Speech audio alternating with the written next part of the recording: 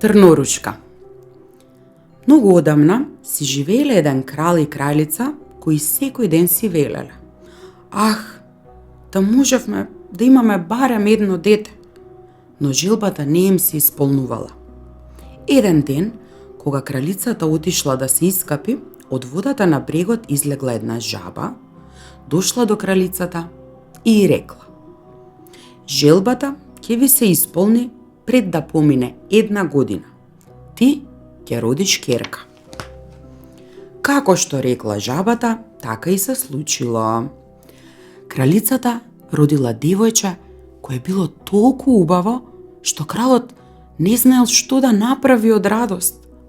По тој повод приредил голема свечаност на која не ги поканил само роднините и пријателите, туку и мудрите жени, наречници, за да бидат благонаклонети кон неговата керка.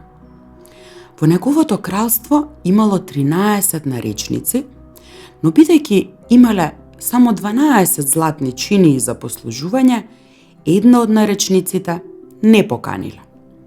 Свеченоста била многу раскошна, а кога завршила, наречниците го дарувале девојчето со дарови. Првата со добродетели, втората со убавина, третата со богатство и така поред, со се што човек би можел да го посака од животот. Токму кога 11-тата наречница го кажала своето претскажување, во салата влегла 13-тата наречница. Таа сакала да им се одмазди на кралот и на кралицата, зашто не била поканета, и без да ги поздрави, гласно викнала: Оваа кралска керка, кога ќе наполни 15 години, ќе се боцне со вретено и ќе умре. Потоа се свртела и без збор си заминала. Сите биле исплашени.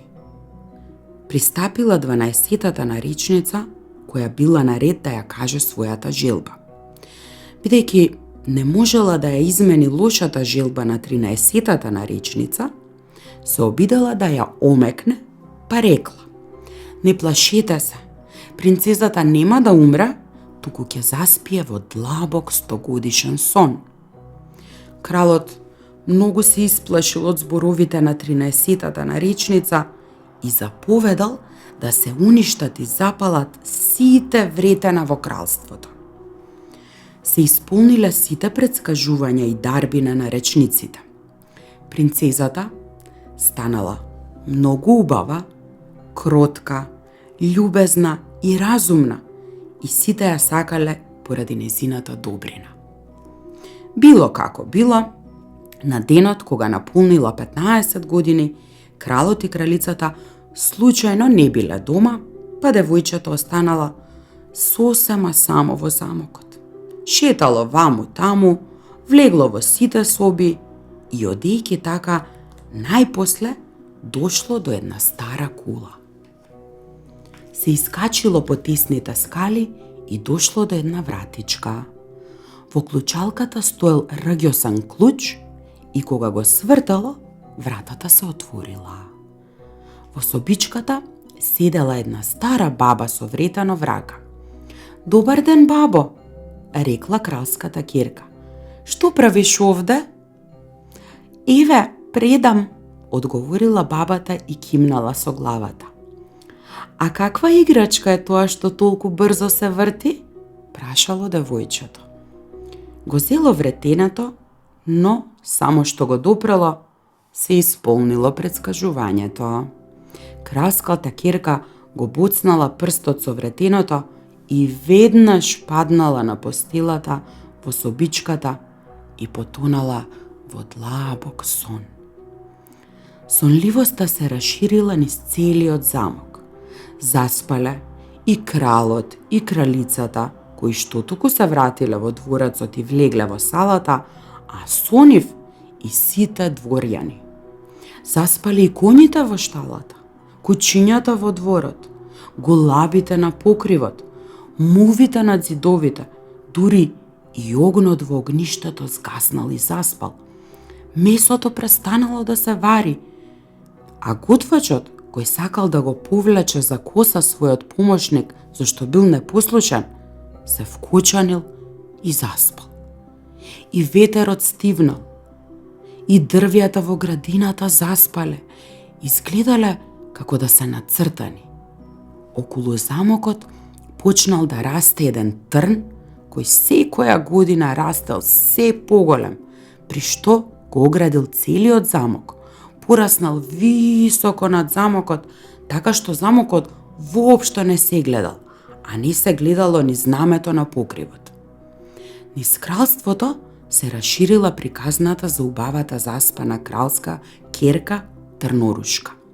Од време на време ќе дојдел некој принц, ќе се обидел да се пробие низ трњето за да влезе во замокот, но тие се заплеткувале во честарото трње и не можеле никако да излезат, па така умирале бавно и болно.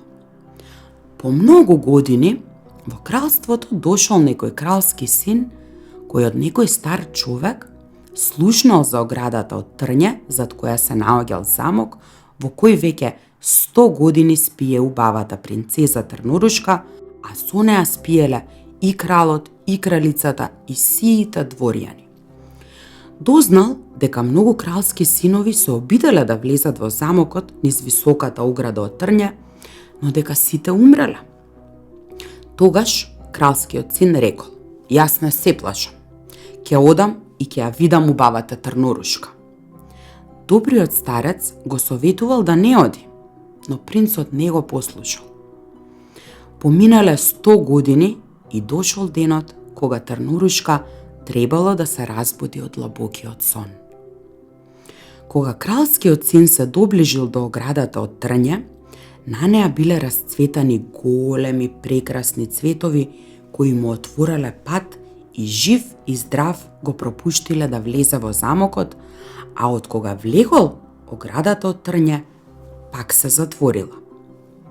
Во дворот на замокот ги видел заспаните коњи и ловечките кучиња, а на покривот ги видел гулабите со главите скриени под крилата. Кога влегол во дворецот, мувите спиеле над зидовите, готвачот уште ја држал раката дигната за да го удри помошникот, слугинката седела покрај кокошката за да ја сготви за ручек. Кралскиот син продолжил да оди и ги видел сите дворјани, легнати и позаспани насекаде, а најгоре, на големиот престол, спиеле кралот и кралицата. Се било толку тивко, што се слушало само дишењето на кралскиот син.